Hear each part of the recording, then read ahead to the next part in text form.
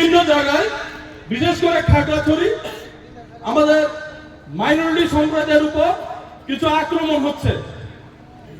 আপনারা জানেন যে বাংলাদেশে একটা অন্তর্বর্তীকালীন সরকার চলছে, স্থায়ী সরকার নয়, এমার্জেন্সি সরকার যেটাকে বলে। তো ওইখানে অন্তর্বর্তী সরকারের প্রধান উপদেষ্টা মোহাম্মদ ইউনূস আপনার সংখ্যালঘু সম্প্রদায়ের সকল সম্প্রদায়ের লোককে আশ্বাস দিলেও আপনারা দেখতে পাচ্ছেন যে সোশ্যাল মিডিয়াতে আমরা বাংলাদেশের চিত্রটা আমরা কিছু অন্য রকমই দেখতে পাচ্ছি, যে বাংলাদেশের সংখ্যালঘু সম্প্রদায়ের যারা আছে তাদেরকে সেভ করতে পারছে না। প্রত্যেকদিন প্রতিনিয়ত কোনো জায়গায় না কোনো জায়গায় মাইনরিটিদের উপর আক্রমণ হচ্ছে। তো আমি বলবো, আমরা ভারতবর্ষের ত্রিপুরা রাজ্যের মাইনরিটি, ওই বাংলাদেশের মাইনরিটি সম্প্রদায়ের ভাইদের উপর অত্যাচার আমাদের যে কেউ বেশি ব্যতীত হবে না, কারণ আমরা এই ত্রিপুরা রাজ্যের মাইনরিটি।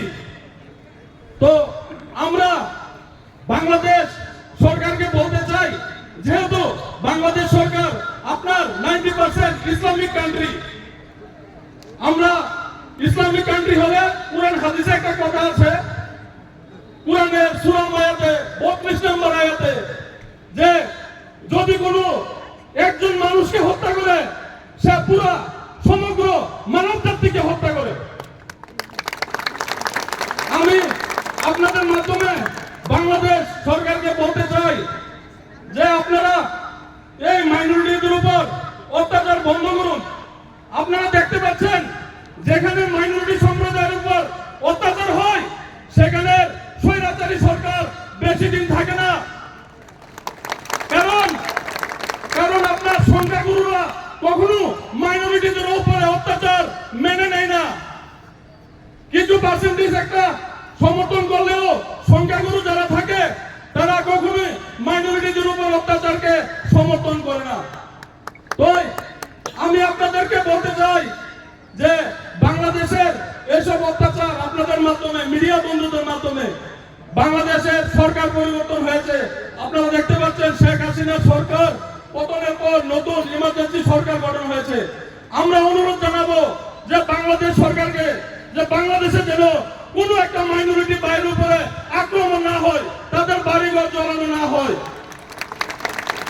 আমরা ভারতবর্ষের মুসলিমরা, আমরা ত্রিপুরা রাজ্যের মুসলমানরা আমাদের বাংলাদেশের সেই সমস্ত মাইনরিটি সম্প্রদায় ভাইদের সঙ্গে কনস্ট্যান্ট খেলা থাকবো, মৃত্যু পর্যন্ত আমরা খেলা থাকবো। আমাদেরকে পাবেন, আমরা যতক্ষণ পর্যন্ত বন্ধ হচ্ছে না বাংলাদেশে এসব অত্যাচার, আমরা আমাদের আন্দোলন চালিয়ে যাব। আমি আপনাদের কাছে ধন্যবাদ জানিয়েছি, এখানে অনেকেই অনেক জায়গা থেকে এখানে এসেছেন, আপনাদের সকলকে ধন্যবাদ জানাই। ধন্যবাদ জানিয়ে